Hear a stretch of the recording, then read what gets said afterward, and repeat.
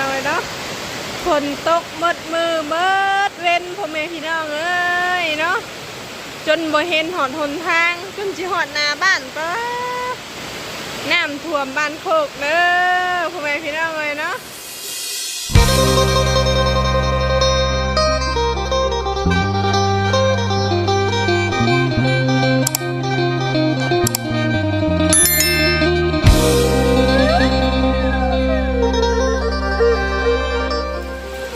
สบายดีพ่อแม่พี่น้องเบิดทุกคนเด้อเนาะพี่น้องฝั่งไทยฝั่งลาวและต่างประเทศก็ยินดีเข้าสู่ช่องสามีนาชาแนลอีกแล้วพี่น้องเอ้ยเนาะมาพบมาพบกันหางามทุกเข้าพี่น้องเอ้ยเนาะตอนนี้ประมาณ9 โมงเช้าเด้อพี่น้องเอ้ยเนาะแต่ว่าฝนตกแห้งพี่น้องเอ้ยเนาะตกตั้งแต่เมื่อคืนนี่พี่น้องเอ้ยเนาะยังบ่เช้าอยู่พี่น้องเอ้ยเนาะตอนนี้ก็ตกแห้งอยู่พี่น้องเอ้ยเนาะน้ำจนท่วมหน้าบ้านสาวมีนาพี่น้องเอ้ยเนาะเดี๋ยวสิ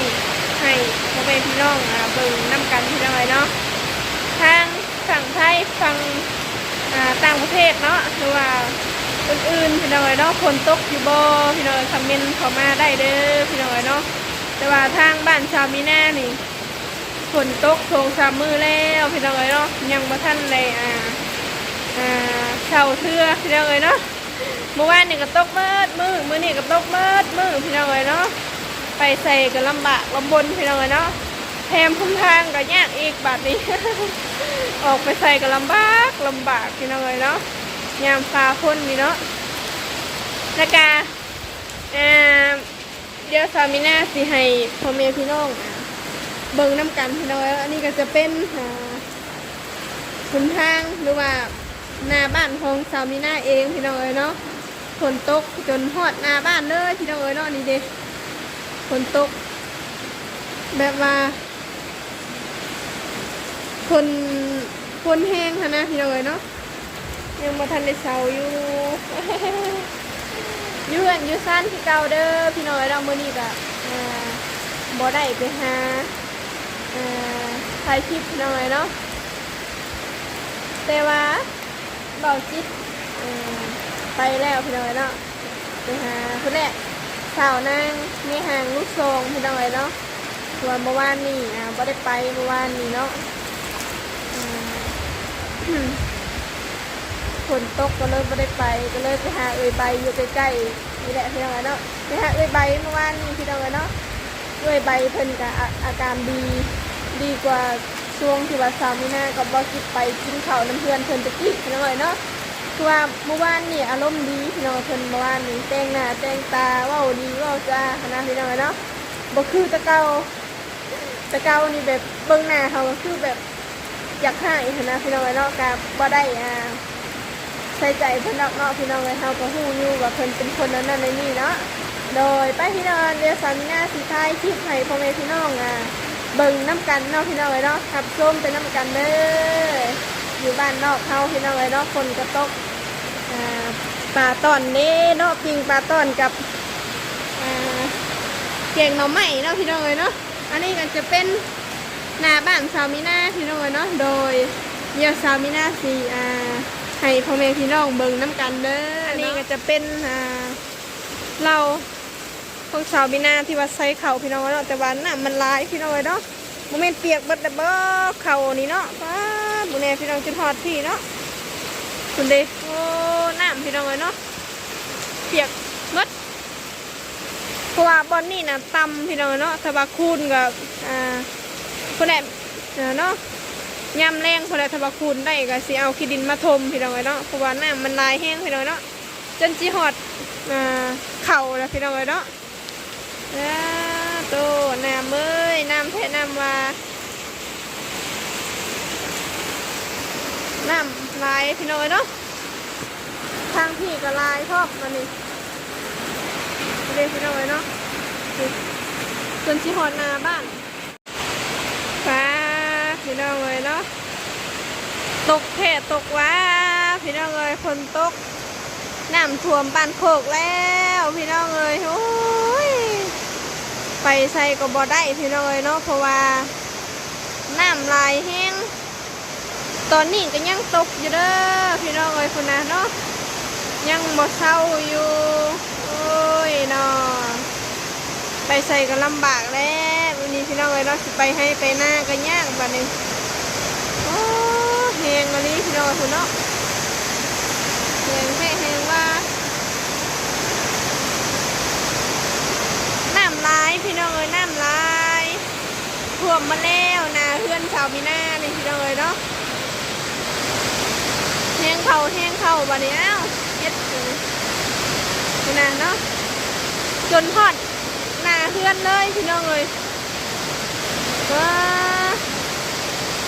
บ่ไหว้บัดนี้นี่นะคนยางได้บ่เนาะเลิกซ้ำได้บ่เลิกแท้น่ะ บ่เศร้าดอกเพียงงอขาพวกพี่น้องเลยเนาะอันนี้ก็จะเป็นดังบ้านพี่น้องเลยนี่เลยไล่ออกมาพี่ฮอตตู้พี่น้องเลยเนาะท่วมมดหน้าให้ตะกร้ากระเจ้าพี่น้องเลยเนาะ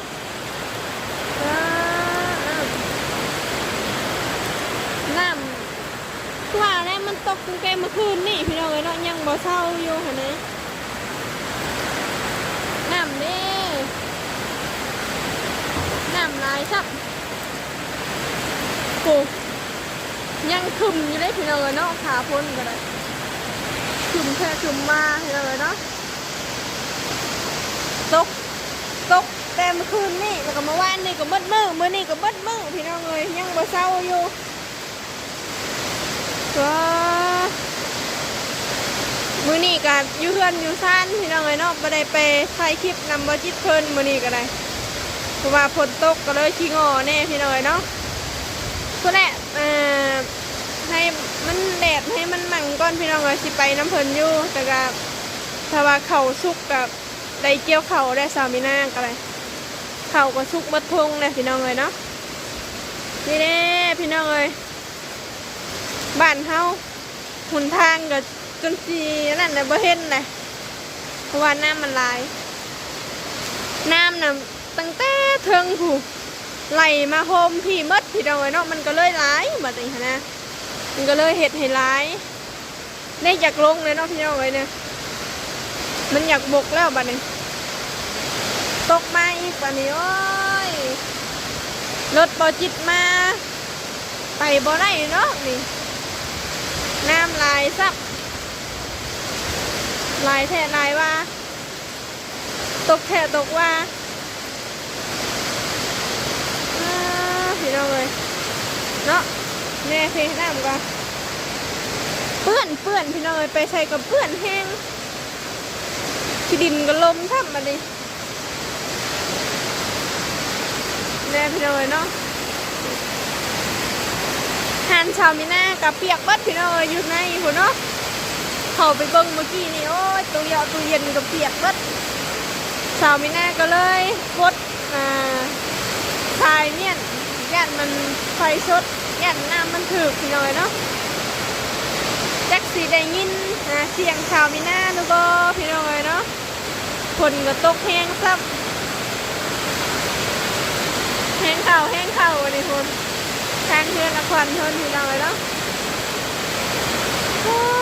ไปฮอดหน้าอยู่บ่นี่เนาะว่าสิไปเยี่ยมเบิ้งเขาเลยพี่น้อยเนาะ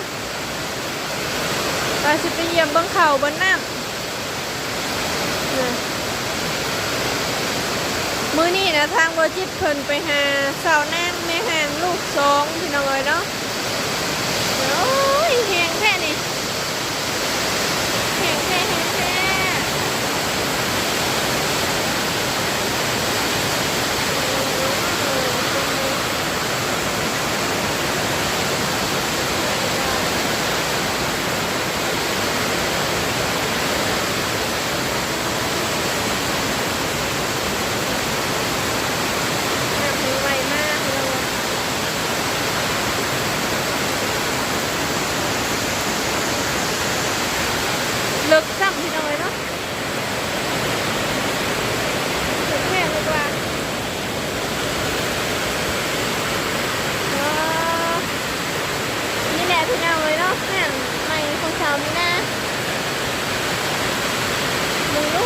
นลุก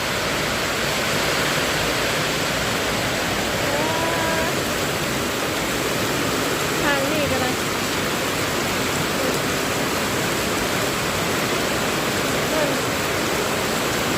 ฝนตกแห้ง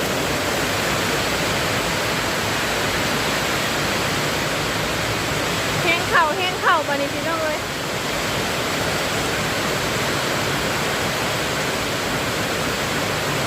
มื่นวันตลาดซ้ำมื่นชาววินาที่ลงตลาดขายตลาดนัดที่ได้อยู่บ่พี่น้องเลยฝนก็ตกเศร้าในไทยนะยันแต่คนบ่เศร้าในเนี่ยพี่น้องเลยนะตกแห้งเลย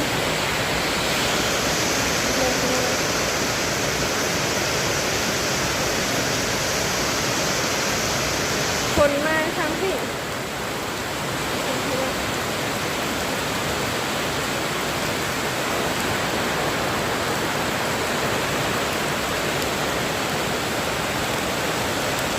นกใหม่ของสาวไม่น่าเลย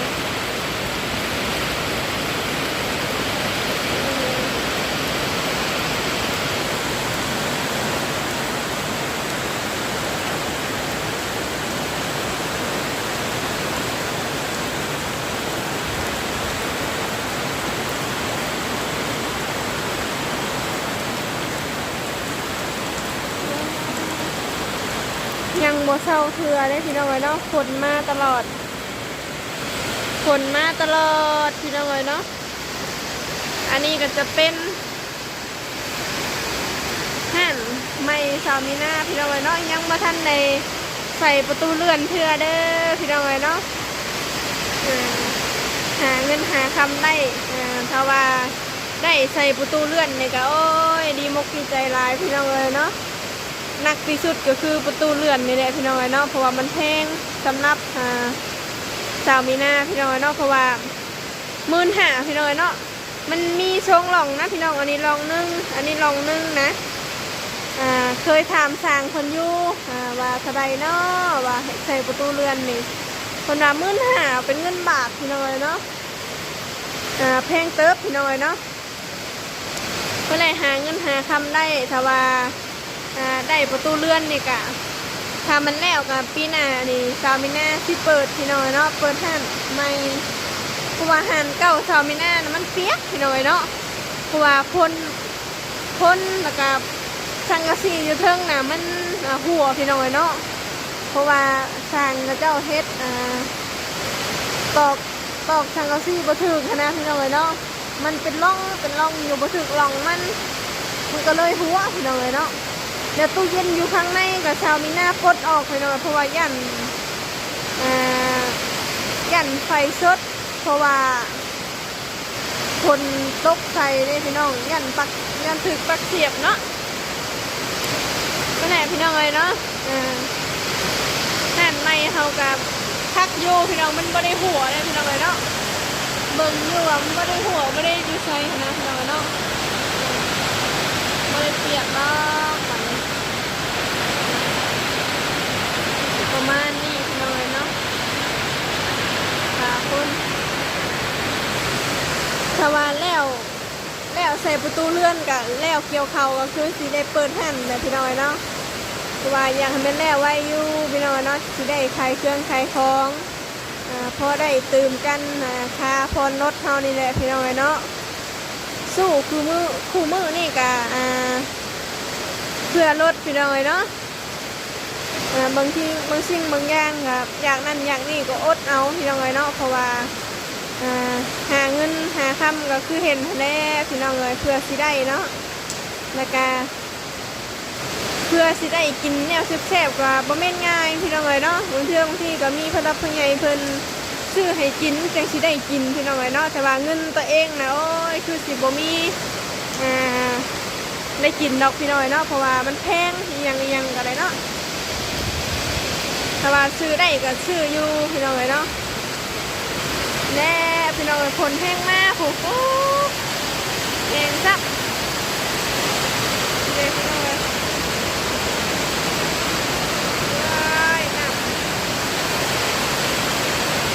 แห้งไรเข่าไล่เข่า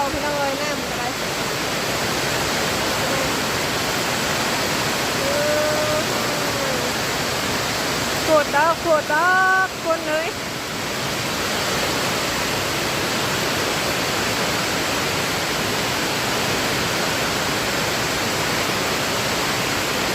ตกแค่ตกว่าพี่น้องเลย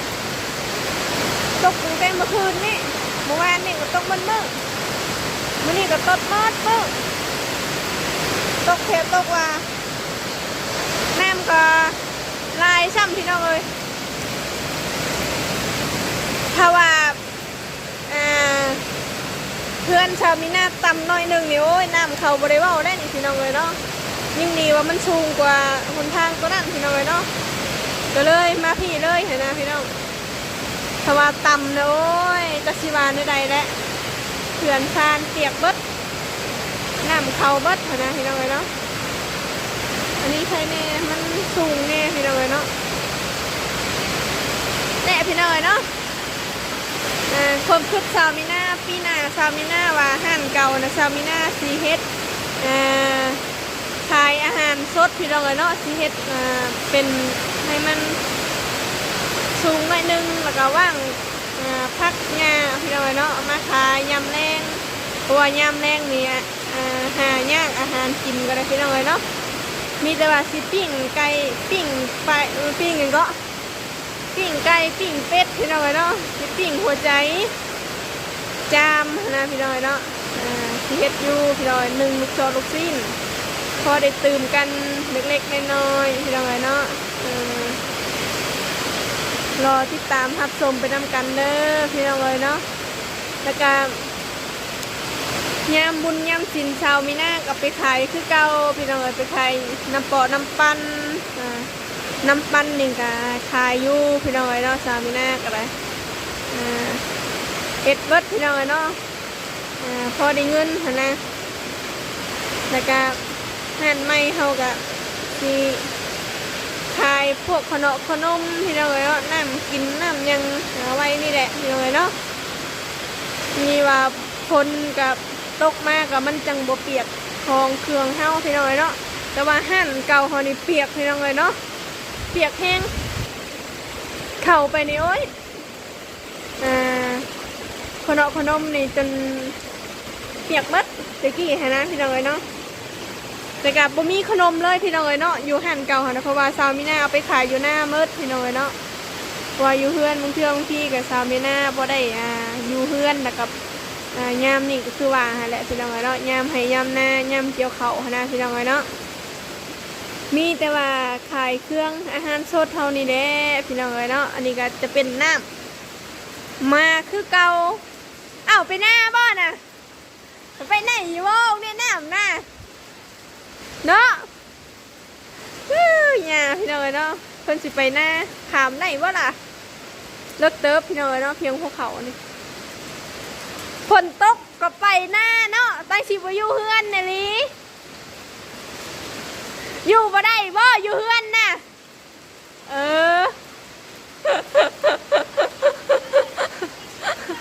บริเงินคนว่าเพยพี่น้องเนาะหญ้านี่แหละพี่น้องเนาะหญ้าควันเช้าแล้วปะนี่เช้าแล้วก็จะน่ะก็มาอีกพี่น้องเนาะตกแห้งแน่จนท่วมหอนก็ไม่พูอันนี้ก็ชาวมิน่ากับบอจิตว่าพี่นานี่เทพี่น้องเทพื้นเนาะเทให้มันสะอาดสะอ้าง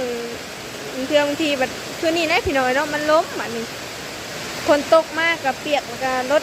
ยังเข้ามากกับบ่ได้พี่น้องเนาะมันลมเนี่ยก็เลยมาทางที่มันแน่นแน่พี่น้องเนาะเพราะว่ามันจะเป็นกองดินทรายตะกี้พี่น้องเนาะมันก็เลยแน่นแบบนี้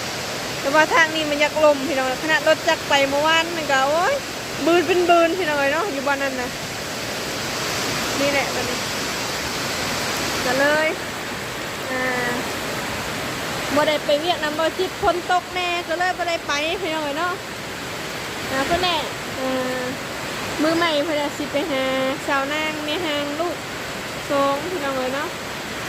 หางเอื้อยเพิ่นก็โอ้ยชุดจะลำบากพี่น้องเนาะลูกก็ยังน้อยบัดนี้พัวกับป้าบัดนี้มีไปสู้หาแล้วเนาะพี่น้องเลย แน่พี่น้อยเนาะพี่น่ะสาวมีนาความคิดว่าสิเฮ็ดชุดที่ว่ากระเจ้ากินสิ้นดาดหรือว่ากินปิ้งจีนพี่น้องเนาะสาวมีนาสิเฮ็ดเป็นชุดแล้วก็แช่ตู้แข็งเมียนพี่น้องเนาะบางทีลูกค้ามาลูกค้าว่าถามหามีบ่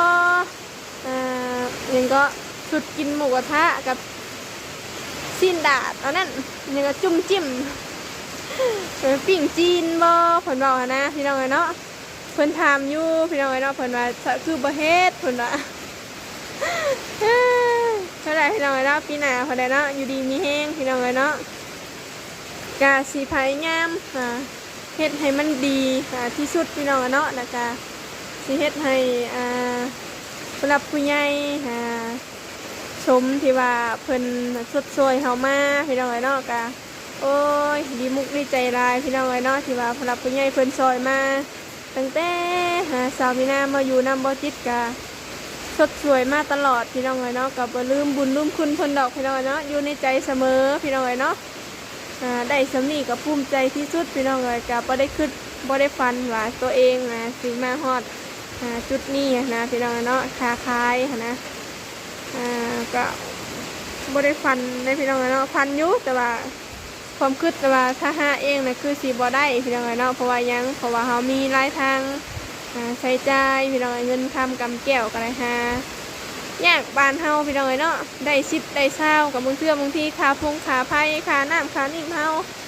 ก็เบิดไปพี่น้องเนาะมีแต่ว่าสู้ๆพี่น้องเนาะสาวมีนากับบ่คิดก็ได้ผ่อนค่ารถนั่นแหละพี่น้องนักที่สุดก็บ่เป็นยังพี่น้องเนาะใจมักแล้วก็เฮาก็ต้องสู้ไปพี่น้องเนาะผลมาอีกแล้วพี่น้องกูจากมาอีกแล้วบัดนี้โอ้ยเนาะคือสิบ่เศร้าแล้วมื้อนี้เนาะ